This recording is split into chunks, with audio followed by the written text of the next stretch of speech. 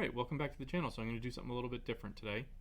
So I know I had promised to do a live unboxing of everything. Now, my store didn't get everything in until Monday. Since, by the time things got in, a whole bunch of other people did unboxing videos. So I decided I'm not going to do an unboxing video. You don't need to watch me struggle with a box in order to pull stuff out. Everything's already out.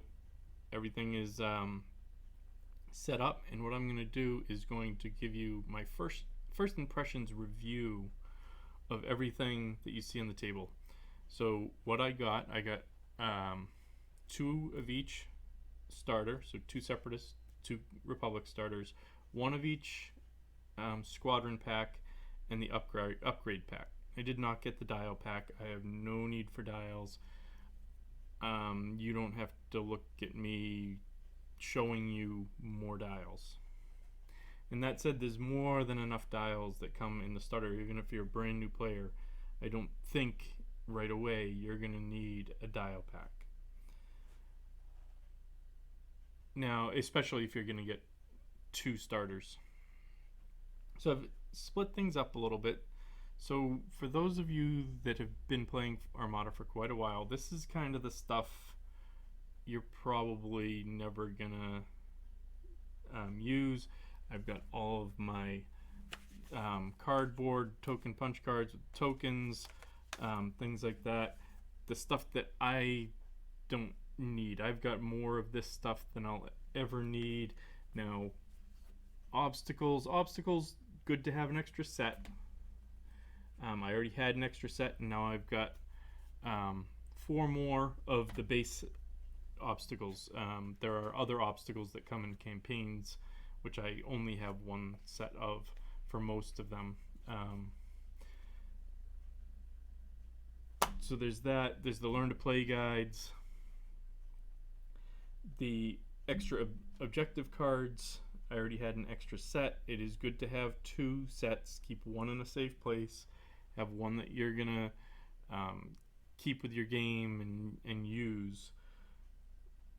Extra damage decks. Now I did keep one damage deck out that I needed. I don't technically need it. I've got my old mini one plus a backup, but I'll switch to the larger size. It is easier to read, which I appreciate. As I'm getting a little bit older, I've noticed my eyesight isn't quite what it used to be. So the larger damage deck I will keep out. I was also generous and said that I will keep out a couple of my quick reference cards, although hopefully I won't need them.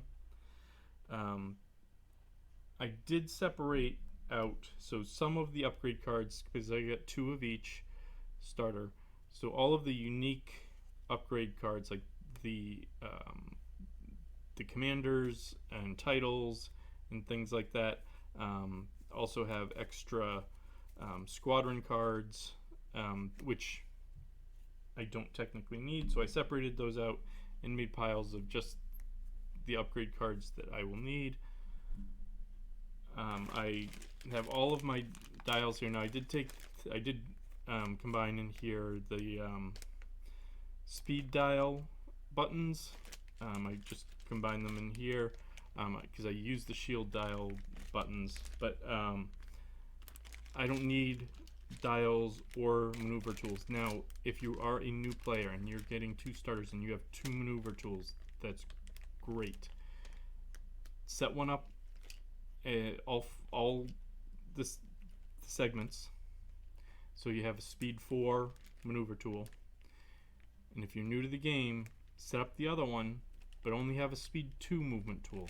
If you're trying to go speed 2, sometimes when you're going, if you have that speed 4 thing out, you're bumping stuff all over the table. It's nice to have a shorter one. I've been playing the game long enough. I now have one of each speed. So I have a speed 4 movement tool, a speed 3, a speed 2, speed 1. You don't have to get that into it, but have a speed 4. You're always going to need the speed 4. But if you have an extra movement tool, make speed 2. And then just keep the other segments off to the side or something like that.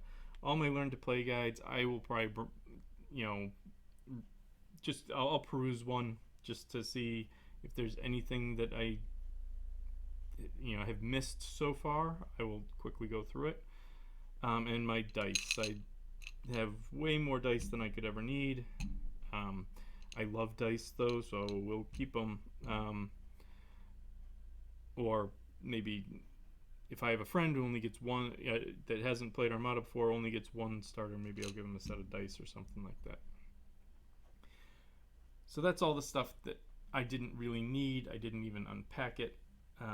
As far as the stuff that I did punch, obviously I did the ship cards and the squadron tokens, and the shield dials. I also did all of the new double-sided flak and focus tokens. I did all of those. You do get a few tokens in with the upgrade card pack. You get a couple of the new focus flak tokens. You also get some proximity mine tokens, which I appreciate. I never thought FFG gave you quite enough proximity mine tokens, so I did punch those out because I do think that I will probably need those. I punched out one set of the pass tokens. They give you 6 per starter. That should be more than enough. I have +1 because I have a Super Star Destroyer. 7, a difference in 7 ships, and a 400-point game. Yeah, that's probably the max you're going to hit, because if you have a single ship Super Star Destroyer list going against 8 hammerheads, that's about the biggest swing that you can get, and that would be 7 pass tokens.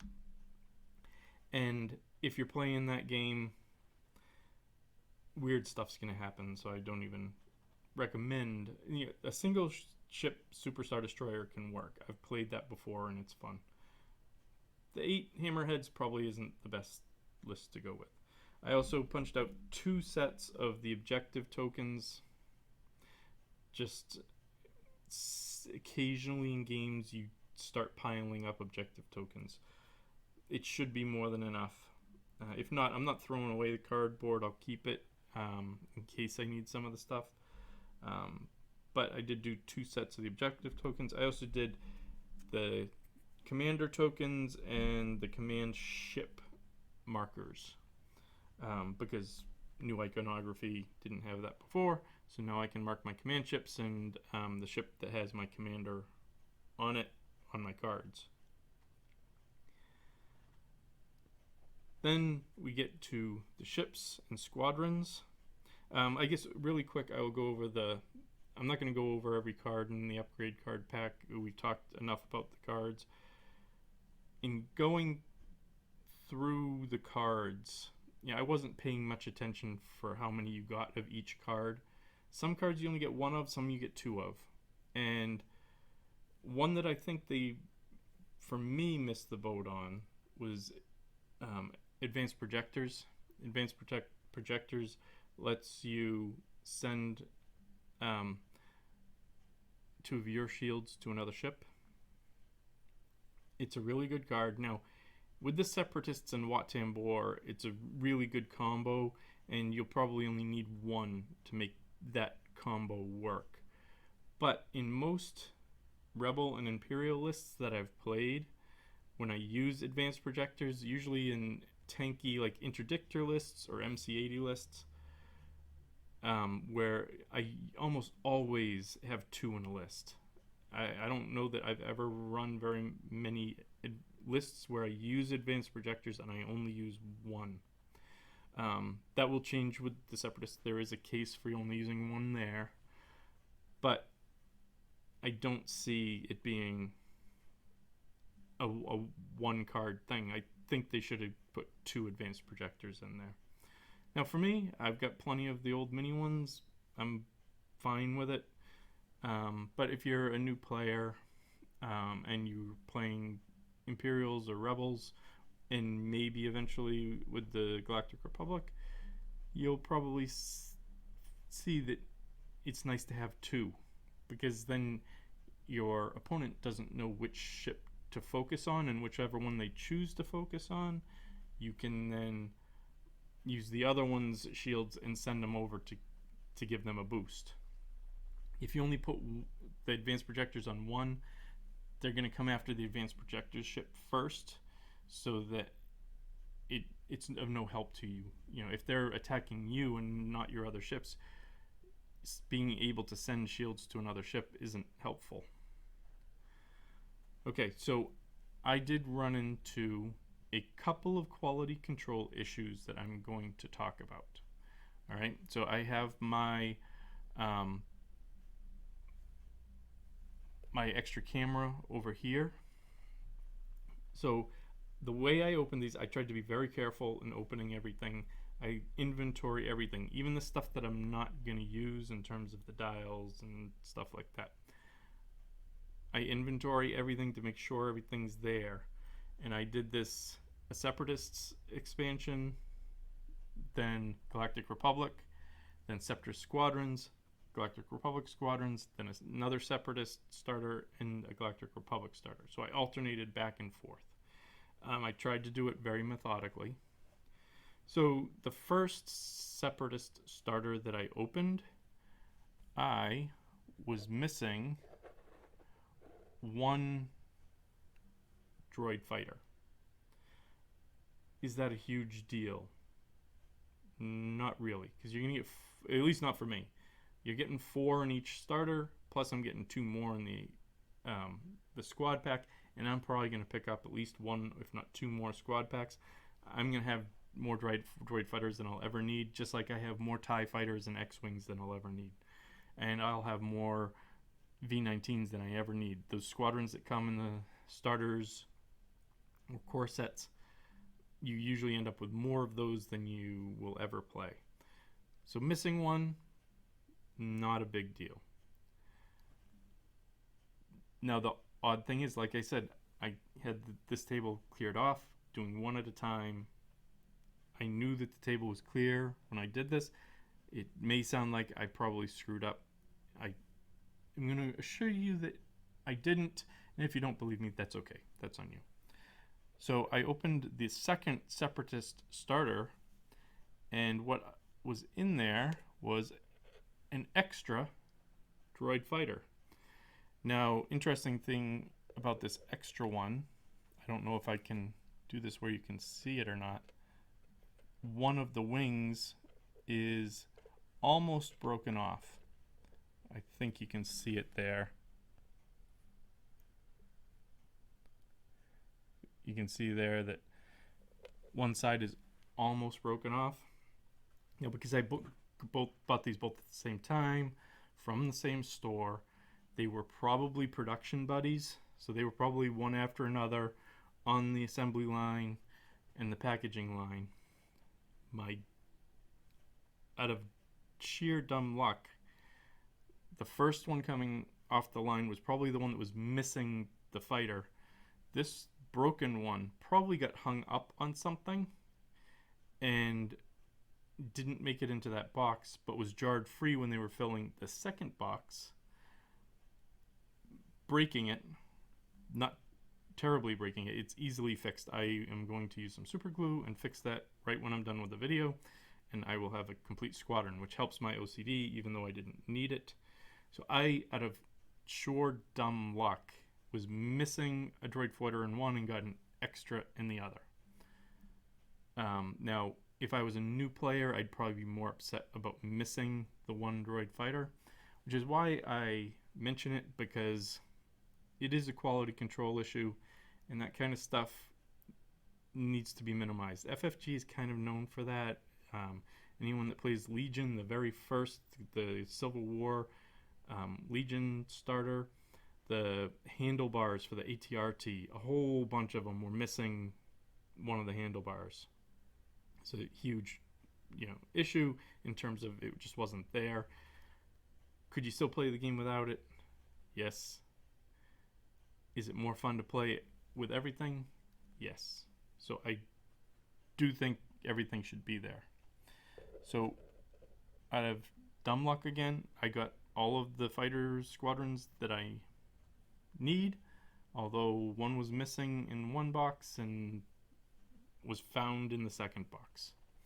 The other thing, because like I said, I inventory everything, So these are the speed dial buttons from, and this was actually from the second Separatist. Oh no, this was from the second Galactic Republic starter that I opened.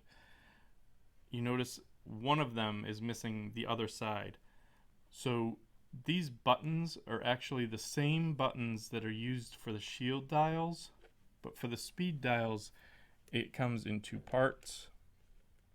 And so this is the shield dial, same as the shield dial part, and this part inserts into that for the speed dial.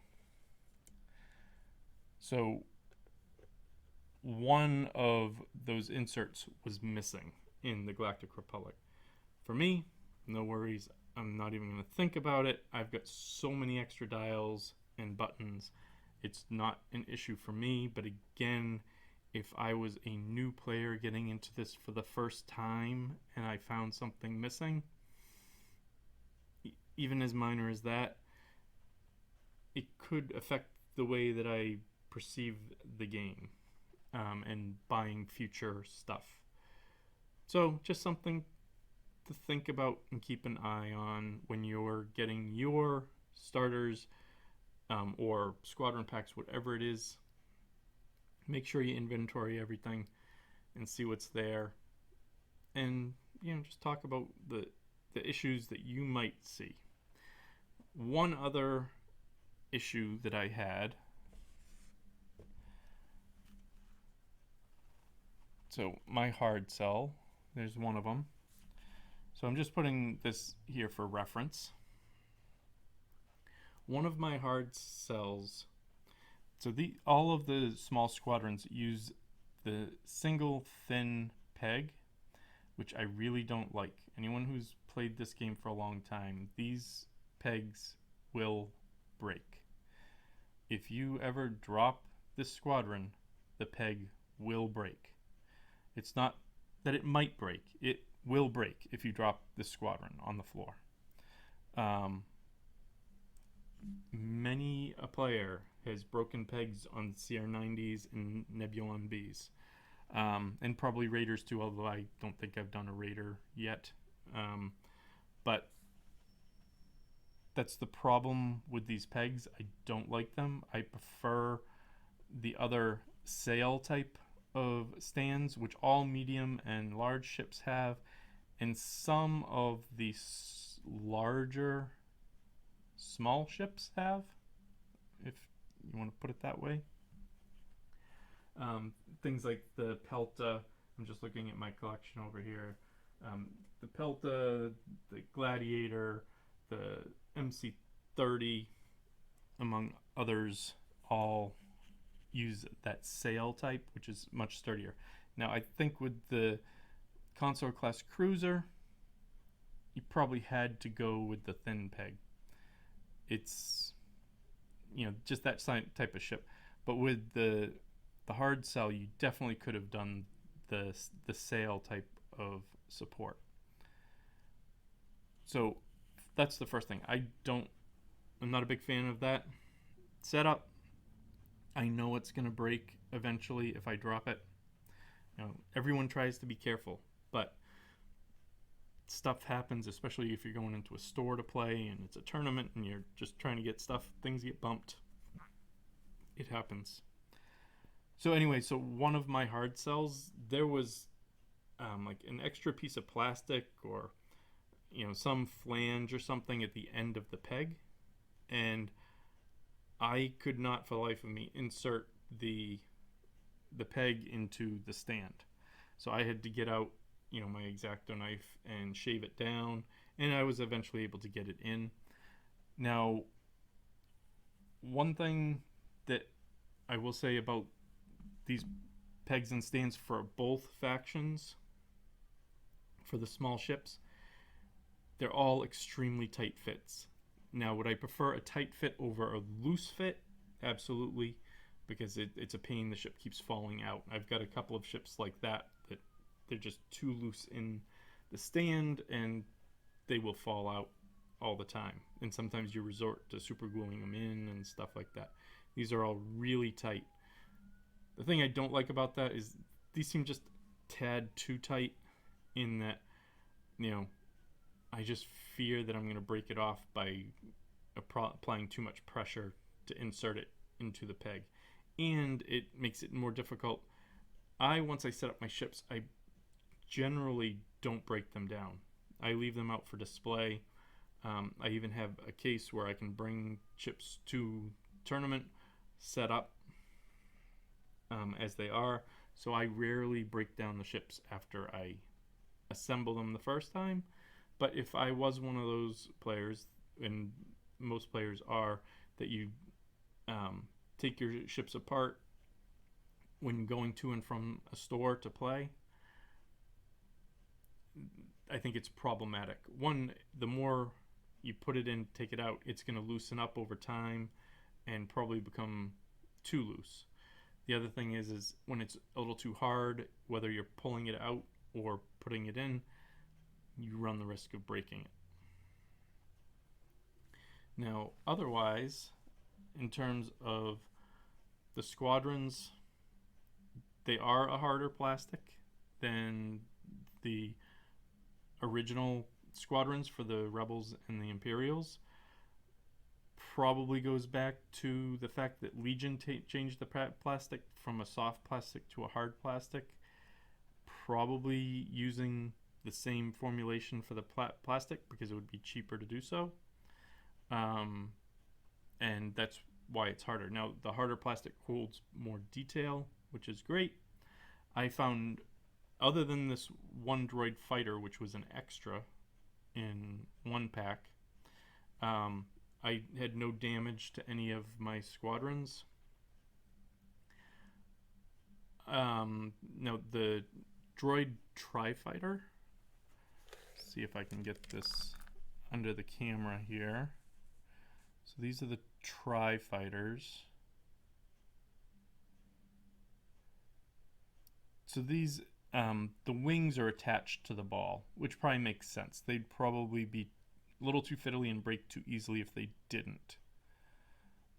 It'll make painting them, you put a little line of black paint there to try and hide that fact, but just something to know. Yeah, I don't have a problem with it because I do think that it was probably necessary. They would be far too fragile without it. And I will also talk briefly about the Delta, or the Jedi Starfighters. I just find them small.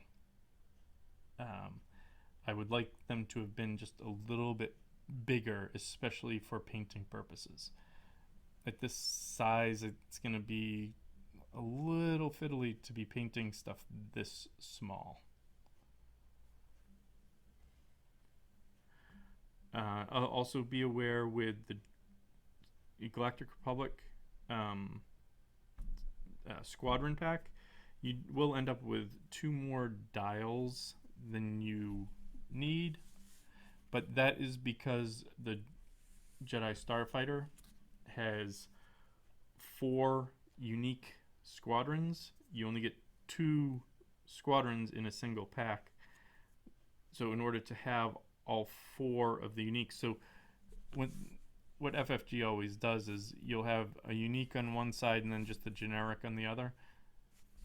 So this just gives you the extra tokens you need in case you want to switch and play different squadrons.